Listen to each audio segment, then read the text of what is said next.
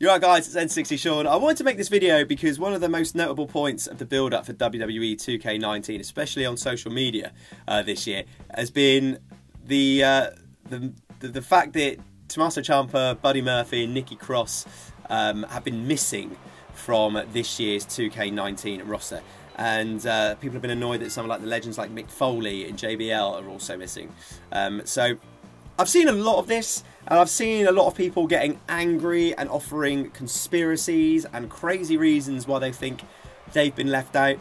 So I kind of just want to do a video of why I think they've been left out, but this is based on conversations that I've had with the 2K developers, interviews, old interviews that I found with former WWE superstars talking about what it's like being in NXT and being in the game. Based just general conversations that I've had when we've had WWE superstars on this channel, and also just other little snippets from podcasts that I've found which have talked about similar situations that have happened with characters being left out of a game, but this is back in the THQ days. So hopefully all of these things will build up a clearer picture for you guys of why these characters didn't make it into the game, and why I don't think that you should be aiming your anger at 2K or really anybody in particular. I think it's just one of those things that just doesn't get worked out. So from what I can gather, the most likely reason that Ciampa, Murphy and Cross have been left out this year was being unable to agree a deal with them for the license to use their image rights in the video game. So number one, I believe this is a deal which actually takes place between the WWE and the superstars, and that actually 2K have very little to do with this actual negotiation. This is from what I believe. So to give you like a background, maybe because I don't know how much implied knowledge to have here of how much you guys know about how superstars are signed. So I'm just going to go like a blanket level. So WWE superstars, they're all like independent contractors. So there's not like one wrestler employment contract. Everyone gets different stuff, like everyone's on different wages, gets different perks, percentages of merch sold and stuff, but which is less relevant for this. But the thing is, which is relevant, is that there is a massive difference of what main roster superstars get for being in the WWE games compared to what NXT superstars get in the game. So someone like Heath Slater will be getting quite a considerable amount more than, say, an NXT superstar like Johnny Gargano. Where am I getting this from? Where am I pulling these numbers just out of my backside? So I'm basing this on an interview with Simon Gaucho, who was one half of the Vaudevillains. Remember those guys? He did an interview with SES Scoops where he talked about the massive difference in money between NXT superstars and the main roster. And he was sort of talking more overall about the reason why NXT is profitable for the WWE is because they do the wages are considerably lower for the NXT guys, and Simon Gaucho was saying in this interview as an example of this is the difference that you get for being in the game. So he was saying when he was chatting to some of the NXT guys that they were just being offered $3 grand to be in the game, and that was it. Like $3 grand, you either take that or you're not in the game. Whereas for a main roster superstar, he was saying, because he started on NXT and the game, and then he went on the main roster and was in, I think, 2K16 or 17 or whatever. The money he was getting as a main roster guy was a considerable amount more than just $3 grand. And I'm guessing, obviously, there is a massive difference there in what that money is. And also is when we had Dolph Ziggler on this channel, and I was chatting to him of like, would you have liked to have been in NXT? Would you have liked to have had that place to sort of hone your craft and build yourself up when you first started your career?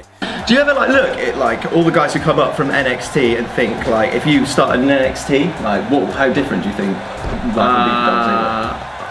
I'd be a lot less rich, because I've been on the main rosters for 9 years or so. But as in, like, if you just with all the top talent, and it's pretty cool that NXT now has this top tier talent at all times, which makes them a formidable brand at all times, which is very cool. But had I been in there, which means I would maybe be 10 years younger, way less houses, I don't know. So my assumption of what's happened here is that because Nikki Cross, Ciampa and Buddy Murphy are kind of in that NXT bracket, as it were, of superstars, is that I think that they probably just got offered an amount to be in the game that they or their agents didn't feel like was good enough, didn't feel like it was enough to warrant their image rights, and I think they just couldn't come to an agreement. I think it was as easy as not being able to agree on numbers. And you know, to break it down, like everyone, you know, if you're going to make it in the WWE, you need to be a strong, smart businessman or woman. You don't want to sell yourself short. You don't want to give the impression that you can have like people taking liberties with you in a business sense. So I think if they feel like they are worth more to be in the game, then they have to stand their ground. Like, I mean, if someone came to me and was like, "Oh, we're going to make a WWE YouTubers game. We're giving Tony the Pizza Guy 500 quid, Delzinski 500 quid, Element Games in Revolution 500 quid, but N60 Sean, we're going to give you a tenner," I'd be like, no. Even though it's a tenner and I get to be in the game, you want to feel like if you feel your brand has value, you need to stick to that. Stone Cold Steve Austin said, it's like, you don't put yourself over, no one else will. Again, that's just speculation. I don't know what the actual figures were offered for like NXT guys or whatever. I'm just using what that example was from Simon Gotch, that there just does seem to be a discrepancy, according to Gotch and Ziggler, between what the sort of money that's in NXT and the sort of money that's on the main roster. So just to add why I don't think 2K have got anything to do with this, and I think that this is a WWE sort of talent negotiation. It's based on two things. So one is this clip from Lionel, who is the guy in charge of 2K19. I've got to ask this because everybody's been bugging me to ask it. I'm sure we probably won't be able to answer it. But there's obviously been some notable superstars who have not made the game this year. I'm guessing that you probably have seen social media, a lot of questions being asked. Really? No way. So what? Yeah, like Ciampa and stuff. Is that what happens there? You know, every year we try our best to make sure that we have the most up-to-date roster. The WWE and us, we work hard on trying to, you know, get everything, you know, done. Yeah. But sometimes things happen and things just didn't line up. I think that's the thing. Like, it's not as easy as just saying, I want him in the game, I want him in the game, people. There's stuff to be done, paperwork and things like that. There's so many things that are out of our control, you know, and I wish it was just us picking who we wanted, and you know, but it's, you know, the WWE is a huge brand, and you know, they do their best to try to make sure that we have everything we need, and sometimes things just don't line up. So they were saying like how they would want, they've got their list of people who they want in the game, and they're kind of sending it over to WWE, and WWE doing their best, everyone trying to do their best to make it happen. So that's why I feel like, so 2K were giving that list, that they wanted these people in the game, they want the list of people in the game. WWE then has to make that happen. They need to work together on that. Another reason why I think that's definitely the case is from this clip from Something to Wrestle with Bruce Pritchard, where they quickly talked about a similar controversy surrounding the 2008 Legends of WrestleMania game, where notable missing superstars were Mick Foley and Macho Man Randy Savage. McMahon is getting a little bit of heat online in this era because of the Legends of WrestleMania video game, and the two names that THQ, the video game manufacturer, really had the most pushback about, that they wanted in the game but weren't allowed to put in the game, were Mick Foley, probably for fear of him leaving and going to TNA, and Randy Savage. The exclusion of Randy Savage in a video game in 2008. What's up with that? I really don't know, but those were ones that, you know, Vince, and I know Mick Foley was something of, he's not here, he doesn't want to be here, he's not going to get the video game either. So move on, next. So Bruce has said there that THQ, who were the publishers, different publishers at the time, went to WWE with their list of superstars, and for whatever reason the WWE didn't want to include them. I think at the time Mick Foley was looking like he could be going to TNA, so I think that's why he wasn't in it. So again, you need to think as well, when you say in 2K20, when you see superstars who may or may not be on the list, legends who might not be on the list, instead of being immediately annoyed and thinking, oh, 2K have left them out, oh, they put Baron Blade in but not Nikki Cross, why have they done that, why is this person in, why is that not person in, stop and maybe just think of what the actual surrounding circumstances might be outside of, you know, 2K being lazy or whatever, because they're not. I'm going to tell you that for nothing.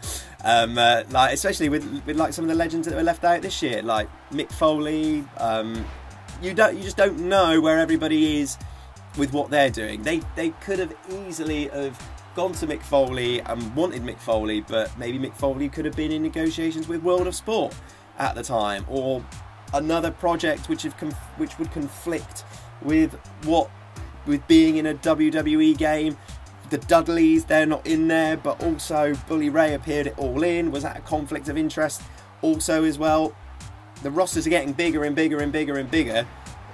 If you're splitting profits of the game out between more and more people on the roster, that slice is getting smaller and smaller and smaller. People might not be happy with that. People might want a bigger slice, yada, yada, yada. All the numbers need to dance in the right way, and they all need to add up, and JBL probably needs a nice big sack of cash. Probably doesn't.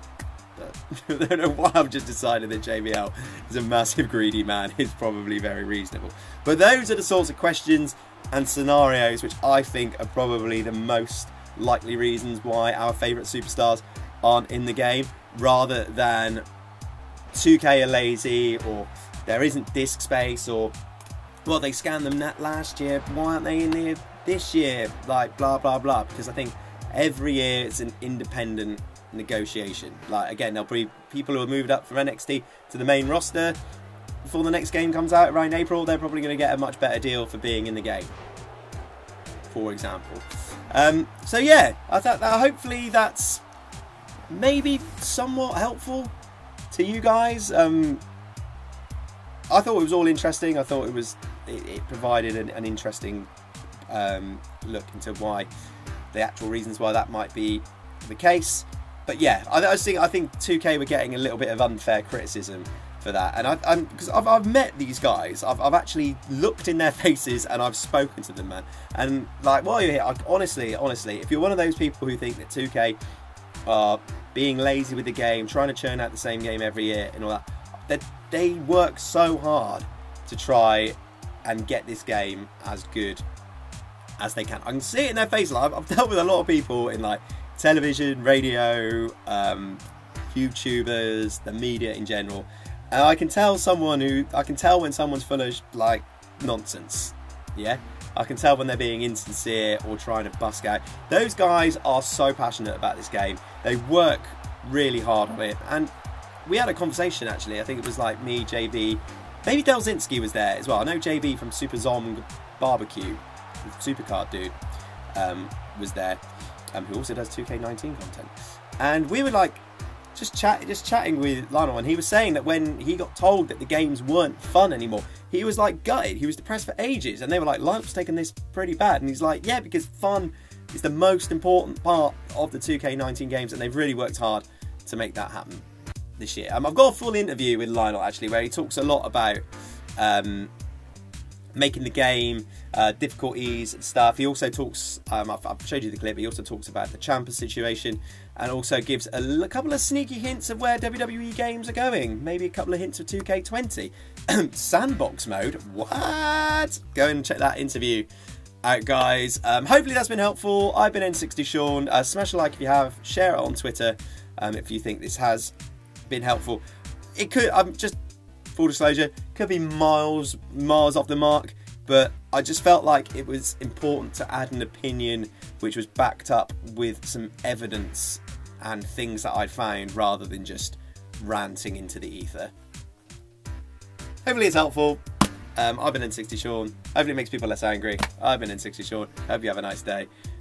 See you later. Bye.